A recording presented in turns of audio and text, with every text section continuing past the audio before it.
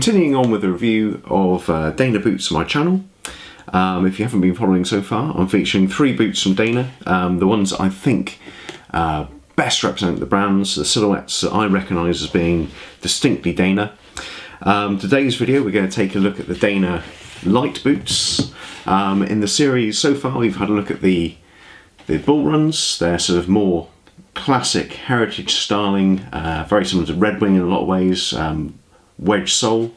And next up we'll be looking at the mountain light, which is very much a hiking silhouette there. But as I say, today we're looking at the light. And through this series of videos, what I like to do is I like to do long-term reviews on my boots. With DANNER, I hadn't featured them before, so I thought let's let the viewer choose which boot goes to long-term review. So whichever boot you want to see go to long-term review, go to that video, give it a like, and whichever video gets the most likes in the next week or so, I will take that particular boot through to a whole life review. So I'll do 6-month update, 12-month update, and then some stuff in the future because they'll last years clearly. So today we've got the light, and this is very much a technical boot. So I've featured a lot of heritage style boots in my reviews so far. The Red Wings, all unlined, pretty simple, probably haven't changed for many decades. But this one really does speak to me in the sense of a technical boot. It's Gore-Tex lined, it's got nylon panels, it's got a wonderful sole. So something really much suited to a modern outdoors person, possibly sort of services orientated, where you're going to spend a lot of time on your feet, wind, rain, snow, whatever it might be. This really does seem to be a boot which can do a lot for you in a professional environment. Going over the boot there, you've obviously got the stitch down construction, which is very much the DANNER way. So rather than having a secondary sort of welt stitched onto the upper is actually curved out to form the welt itself. Flexible, robust, waterproof. A good welt, but you do need to look after it, and they do make note of that on their website, and I've said this for all the reviews. If you fail, or if this welt fails, so if it's breaking away at the bottom of the structure on the as it meets the upper, or you wear away the tip or the edge here and you can't get the stitching through, they cannot fix it. So it's absolutely vital on your DANNER boots, look after this welt if you want to have these recrafted and resoled. This is a double E fit, which is a generous fit typically. It is a wide fit, but actually these boots don't feel massively wide. Certainly boots where you can utilise a thick sock, but not crazy wide, and certainly actually very comfortable having tried these on. In terms of the fit, being a fairly simple construction with a one-piece toe box here, minimum seams. You've obviously got the lacing structure coming in here, which is going to be at a flex point, but I think wearing or breaking will be relatively easy on these, and I think that's going to be quite a bonus if you go use these professionally, because you can get them straight into the field early in their life without having to break them at home for weeks. Moving up the upper, obviously you've got the nylon panels here. This is a 1000 denier nylon panel, and for me obviously it's got an aesthetic effect. It looks quite cool, it looks quite service orientated, military orientated. You can see that inspiration in there, but what I'd really like to know, if you know these boots yourself, what does that nylon panel do for you? Because I'm imagining it's going to be robust. I can't imagine it's going to be more robust than leather. But is it more flexible? Is it easier to care for? Is it sort of a silicone spray that you apply to that? Interested to know your views on the effectiveness of that panel, because I've not had boots like this before. And it's interesting to me as to why this panel is being used here. On the inside, of course, you've got a Gore-Tex lining, which is waterproof and breathable. Maybe combined with that panel, it adds to the breathability. I don't know, you tell me. But yeah, really nicely put together boot. Obviously you've got 5 lace holes and then 3 speed hooks going up at the top here. As with all Dana boots I've seen so far, these speed hooks are not simply bent metal, they're nicely machined. They're not going to bend out of shape and cause you issues. They're really nice units, similar to what you get on Thorogood. You've got a nice leather cuff and a very high bellows tongue, which we'll have a good look at when we come for some close-ups. Now, on the sole, these are absolutely fantastic. These inspire confidence in terms of their sole structure. If you follow my reviews, you'll know that I'm pretty tough on my boots. I do spend a lot of time walking on pavements, on concrete, and that is not a friendly environment for boot soles. The traditional sort of wedge soles, great if you're spending all day on your feet, but if you're going to spend your day on concrete or asphalt, they really do wear hard.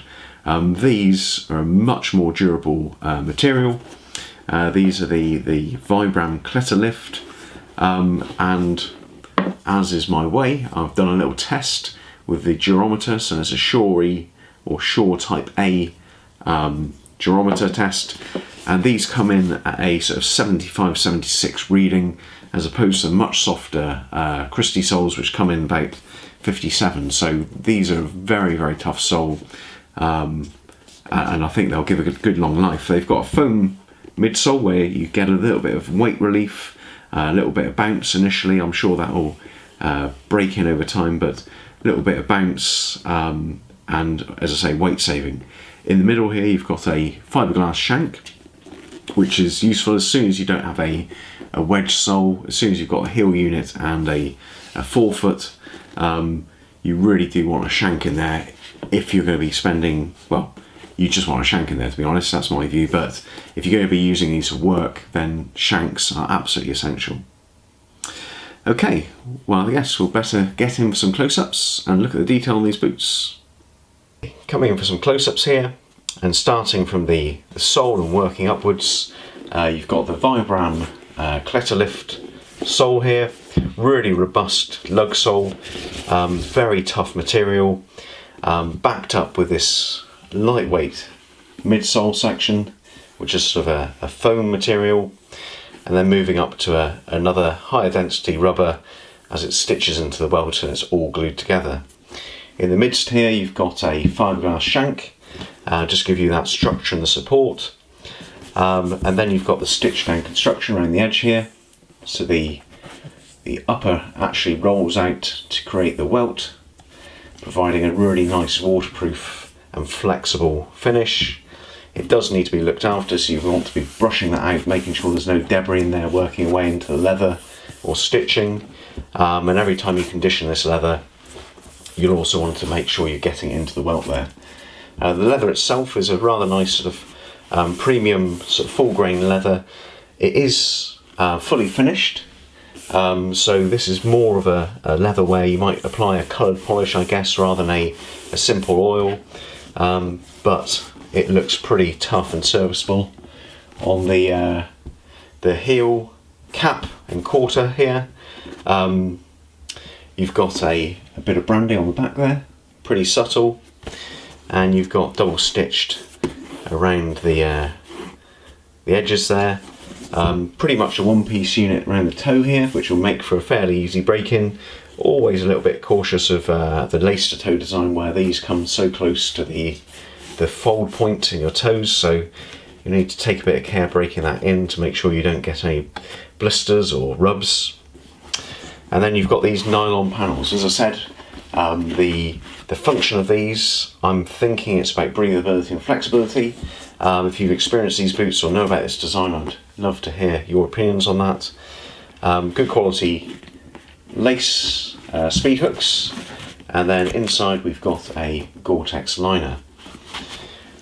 Just moving on to a boot here which I've unlaced, so you can see the Gore-Tex liner a bit better.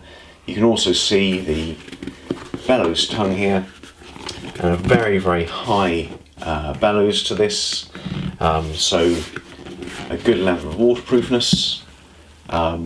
as with any bellows tongue, you want to be brushing this out, making sure it's nice and clean, because you will get debris in there. It will have a wearing effect on this leather. Also interested by this stitch detail here. So it is one piece construction, but we have got a stitch going through there. So I'd be interested to know if anyone can tell me about the function of that. Inside, as I say, you've got a fully Gore-Tex lined boot.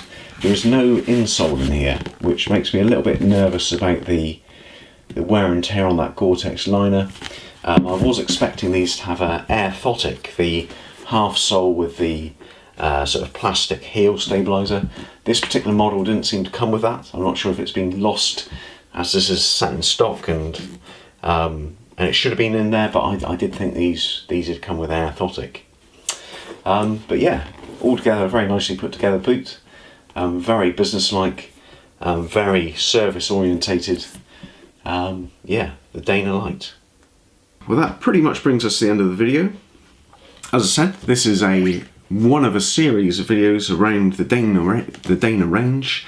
If you want me to review these boots over the others, take them into long-term review, break them in, put them into service, give this video a like.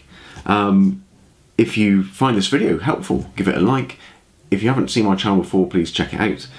Heritage boots, quality footwear, denim, everyday carry, fountain pens, penknives, that sort of stuff.